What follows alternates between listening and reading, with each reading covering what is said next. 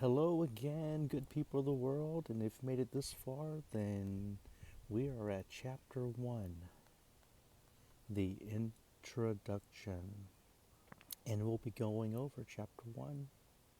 So read along and enjoy.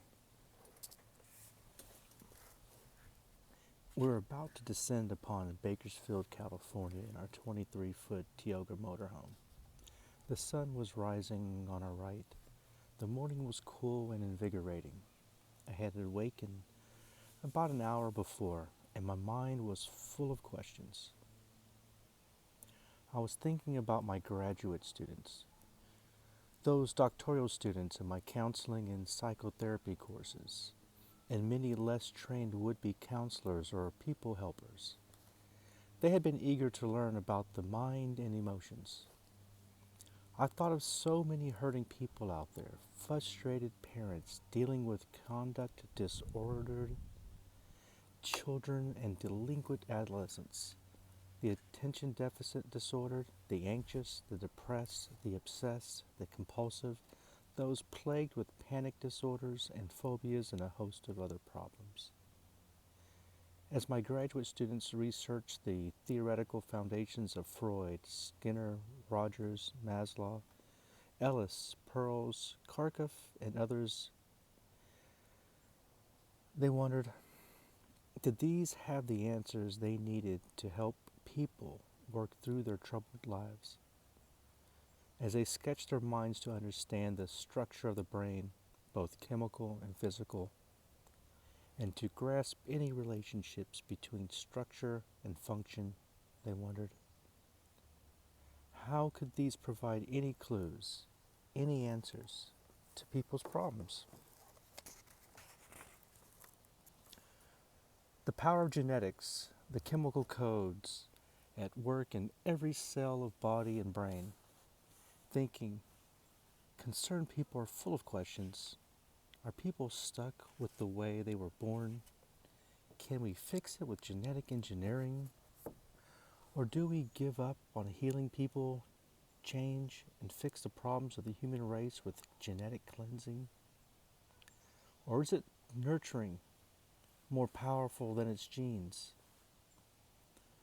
What about improving parenting skills, grand-scale educational programming, hypnosis and brainwashing, restructuring the legal system, controlling the media? Are we locked up in our problems because of how and what we think? Or are we what we eat? Would dietary reforms provide the answer? Do the Vedic priests of the East have the answer? Have they claimed for centuries that the mind can release substances in the body to bring peace to the mind? Western neuroscientists are discovering that the mind does indeed release chemical substances that directly determine the wide variety of emotions experienced by all of us. Does the Bible, studied for centuries and touching the lives of millions, provide any solid, practical answers for the troubled lives of many people? Many renowned scientists say yes, many say no. I see no necessary conflict between good science and divine revelation.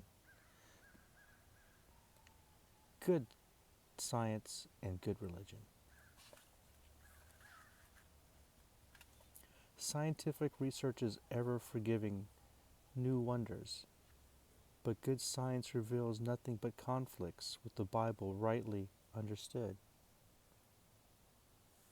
In fact, I have found that often good science has shed light upon Bible passages, and Bible passages have shed light upon science.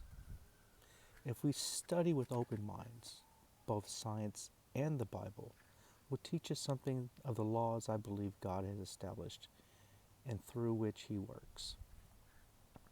My patients have found peace and freedom from their anxieties as they had developed a fellowship with this God in whom the Bible says we live and move and have our being.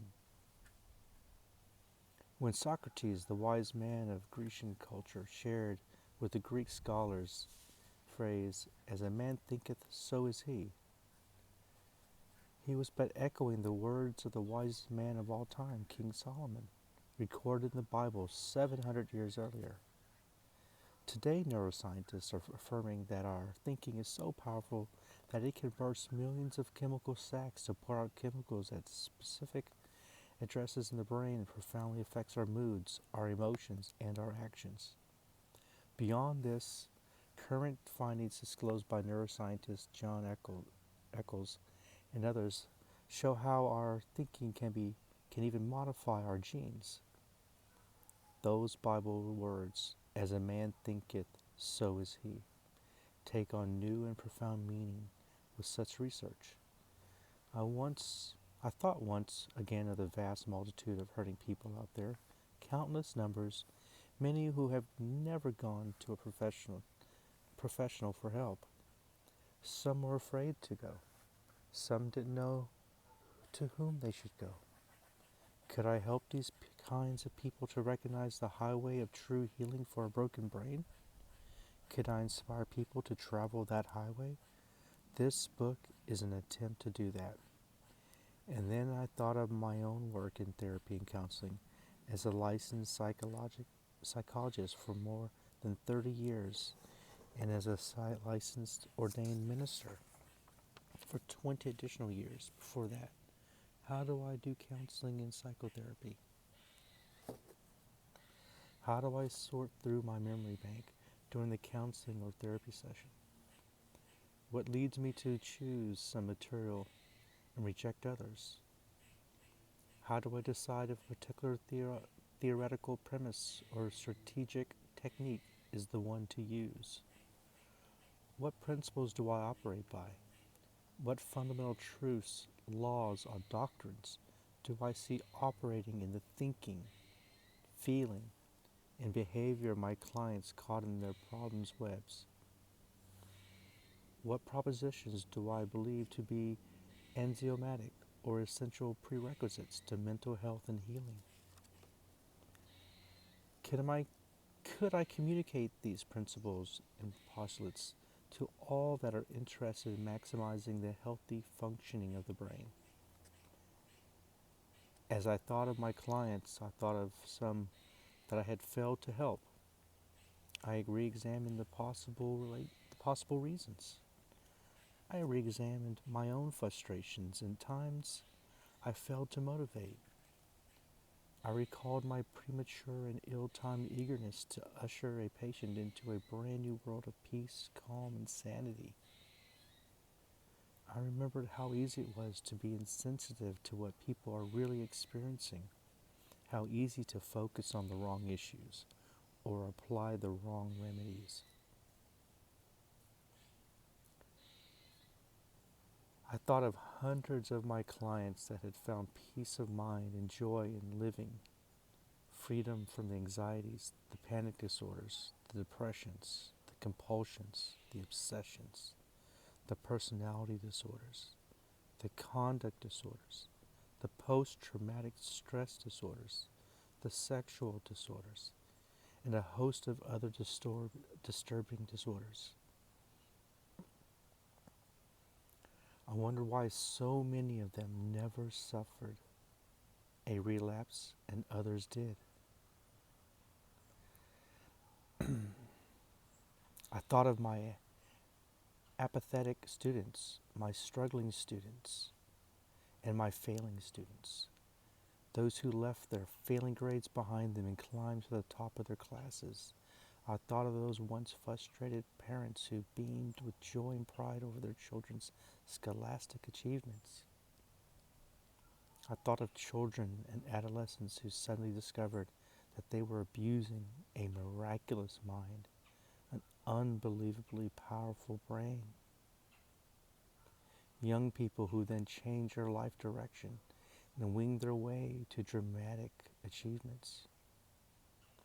While exceedingly grateful for the explosive and exponential increase of knowledge and measurable experience in both the scientific and spiritual realms, we recognize that we still need additional clear, well-defined answers to many aspects of the broken brain, broken physically, and psychologically.